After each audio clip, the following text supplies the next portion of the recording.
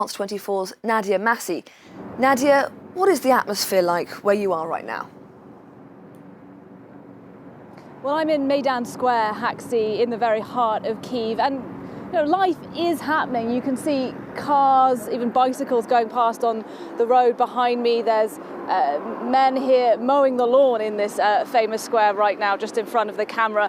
But the war certainly doesn't feel far away. We just arrived in Kyiv yesterday, and on the main highway into Kyiv, coming from the west, there was plenty of evidence of the battles fought here just a few weeks ago. Mortar craters lining the highway itself, bridges that had been bombed, petrol stations that had been bombed, even a Russian tank burnt out lying on the side of the road. Worth saying as well that it took us double the amount of time to get here than it should have done, because there's a real shortage of petrol for civilian vehicles.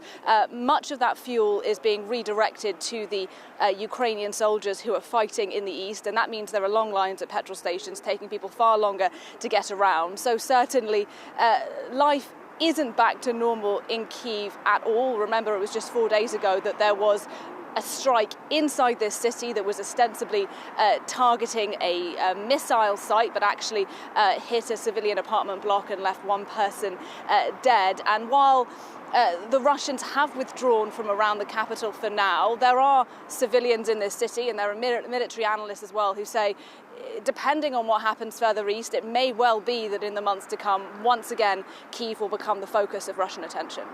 And Nadia, we've been talking a lot this morning about those evacuations of civilians from the steelworks, the besieged steelworks in Mariupol.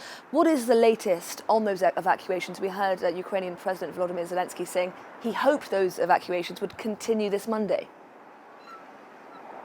Well, indeed, that is the hope, and what we know is that they were supposed to resume at 7 o'clock this morning in coordination with the United Nations and the Red Cross. Now, with yesterday's successful evacuations, we didn't hear word that people had been pulled out until several hours after it had happened. So just because we haven't heard anything yet, it doesn't mean that those operations have been a failure. Now, interestingly as well, we've also heard from the local council in Mariupol this morning issuing a telegram message to residents of people who live in the city, saying if you are able to if you're not in the steelworks itself, but if you're elsewhere in the city and you can get yourself to one of two villages just outside of Mariupol, you can join that humanitarian convoy and you can escape Mariupol. Now, there have been attempts in the past to do that, but they failed because Russian bombardments have struck the humanitarian convoy as people were trying to escape. So fingers crossed to see whether or not those individuals will be able to make it out today. But certainly, of course,